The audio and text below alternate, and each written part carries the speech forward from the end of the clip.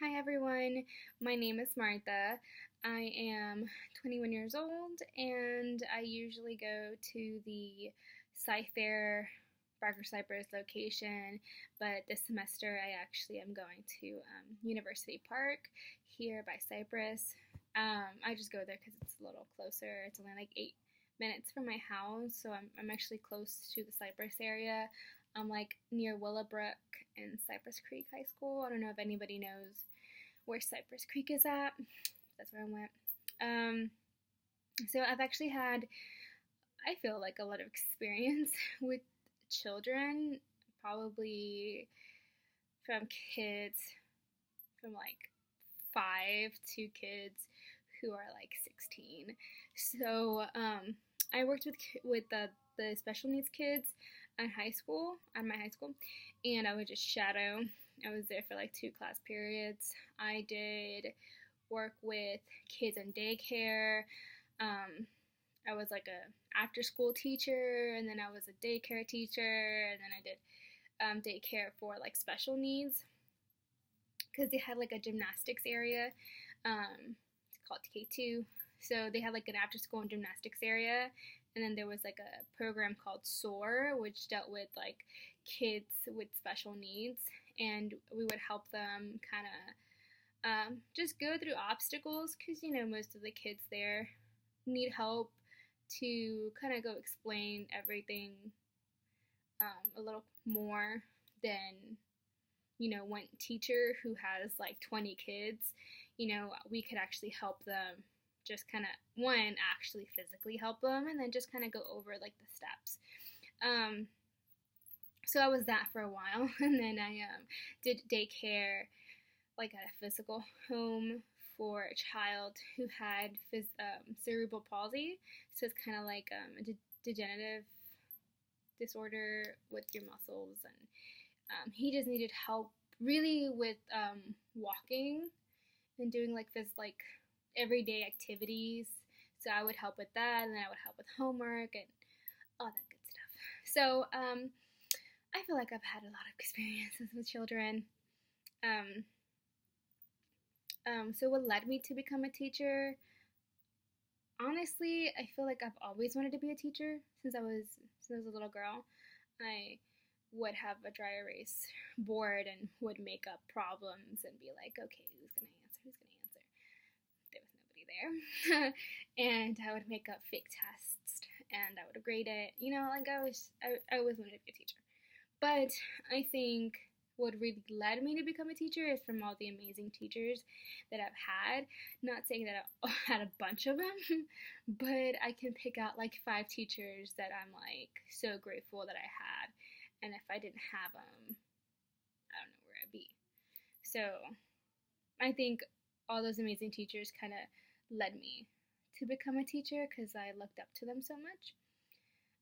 So why an early childhood teacher? So this became from me like shadowing children in high school and then being with kids at school at like daycares. So I kind of got to see both, and like there's a huge difference. Kids, I just feel like I can talk to them better. Um, I'm a little bit more silly. I'm not very like, I think that's kind of what helps, is me kind of being silly and funny and quirky and weird and childish a little bit. Not too childish, but I feel like all those qualities kind of make me a good teacher. Um, but I just feel like I could work with children better. Like I can make a more of an impact with little kids than big kids because that's where it all starts. It's where you learn. Where I felt like I learned a lot. I got most of my motivation when I was a little kid. The high schooler teachers were the ones who pushed me, and the early childhood teachers were the ones who taught me the little things that made me a good student in high school. So that's why I would want to be, because I want to have a kid from like 10 years from now. I'm like, you were my third grade teacher. I loved you so much. And I'm like, are you good? They'll be like, yeah, I'm a doctor now. And I'm like, oh my God, I help that. I don't know. I just feel like I can do more of an impact as an early childhood teacher. So I do know what age. I want to do more like 8 to 10 kind of range, or like 12. My grade really is like 5th grade. I want to do 5th grade because, one, I loved 5th grade when I was a kid. I felt like it was awesome. 2, because I love the material. I want to be a math and science teacher, and I loved it. And honestly, I kind of want to start with 5th grade and see where I go. I want to have that connection with kids who are not that young, but who are not that old, who are just like, I just feel like that's the right age. You know, they're about to go to 6th grade, about to go to middle school. So I feel like that would be really great. And then, I mean, I would want to be a 4th grade teacher too, so I can stick around a little bit, see the progress. But, yeah, around those 2 ages, just because I feel like little kids need a lot more attention, and I don't know if I can, like, I love babies. I do. I want a baby. But I don't want to constantly deal with those daily activities that babies need. And I really wanted a more kind of like mid-range where we can have like a discussion and kind of get feedback and kind of see their relationship and how they grow. And I feel like I can see that more in 5th grade and 4th grade because they're older now and they talk better and they can ask you for things, and I don't know. But that's my intake. So what are the 2 qualities that I think would make me a good teacher?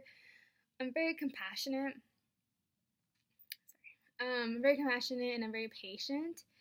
So it takes a lot for me to get mad. I just kind of see it as there was a teacher in my life who I struggled a lot with. I struggled a lot with learning English, and then I struggled a lot with kind of just math in general and English and all that stuff. And I had a teacher who sat me down and I wasn't getting the material, and she would just let me ask question and question and question and question and question. And I want to do that for kids. You know, I just feel like there's not too many questions for you to ask, because if they have it, you know, you should answer them. That's what a teacher is. That's what you're supposed to do as a teacher. So I don't get really angry as much. I don't get angry as like for people asking me stuff. I love being asked because I can talk forever. So I have a really good tolerance. So I feel like that's a really good quality for being a teacher, because I'm sure I'm gonna get miss.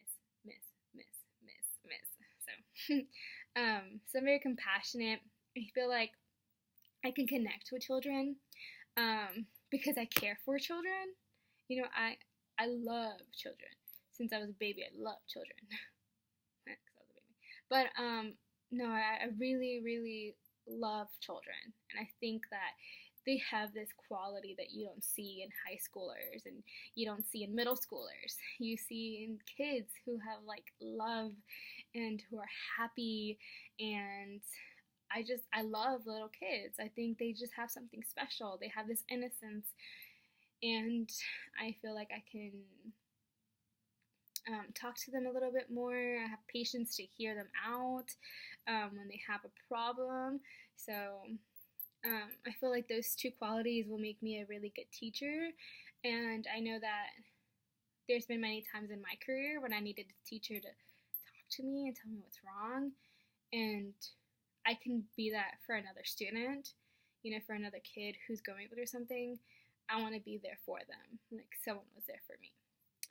So I think that would really, really be helpful as becoming a teacher. So some qualities that I feel like not absent, but I think I just need to work on them a little bit more is my confidence and my shyness. So, I mean, when I was a little kid, I was so shy.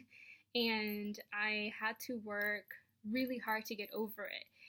And I'm still getting over it. And I'm still getting times that I'm like, I can't do it. But I push myself, and I've been pushing myself, and I'm pushing myself, and I know I will get where I want to be. And confident enough so that, like, I know when teachers don't know what they're talking about. And I know when they're not confident, because then I'm not confident. I want my teacher to be confident. And I just feel like I'm not 110%. I'm like at 75. I'm passing. I'm 80 sometimes. Sometimes I can be an 85, but I want to be 110. I want to be confident in material. I want them to ask so many questions and me giving answers to all of them. So I just think I really need to work with my confidence and knowing, like, just like I know the material, but sometimes I get shy and I just don't answer it correctly. So I really want to work on that. I really want to work on my confidence and just being out there and not being shy. So I feel like those are the things I really need to work on. So they create a little bit of difficulties right now, just because I get a little shy when I talk. And I want to be able to ask as many questions as possible without getting shy.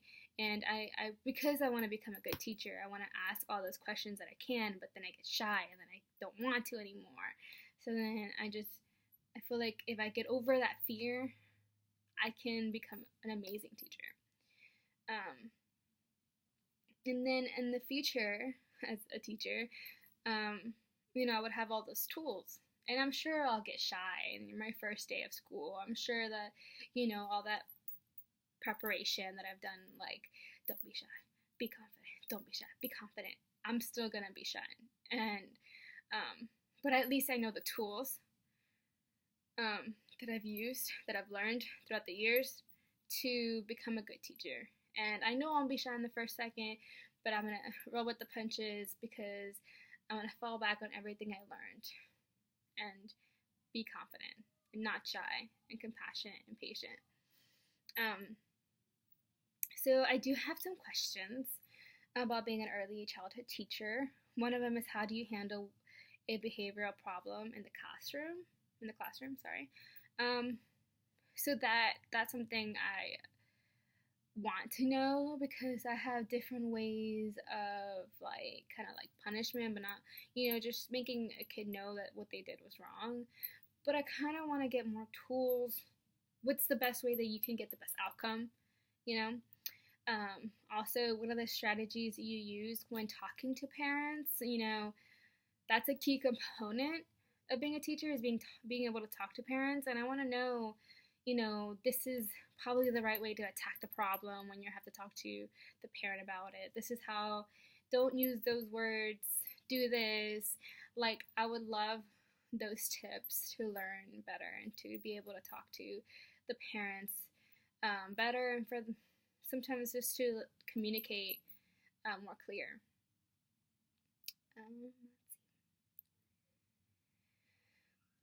So I intend to observe children. So usually from like the 8th to like 12th age. So I really want to kind of work on 3rd grade to 5th grade. That's kind of like my range. I want to teach 5th grade, but I feel like I want to see 3rd and 4th grade, because those were my favorite teachers. Those were my favorite grades. Those were my favorite subjects. And yeah, I'm stuck with 5th grade, but maybe I'll really like 3rd grade. Maybe I'll really like 4th grade.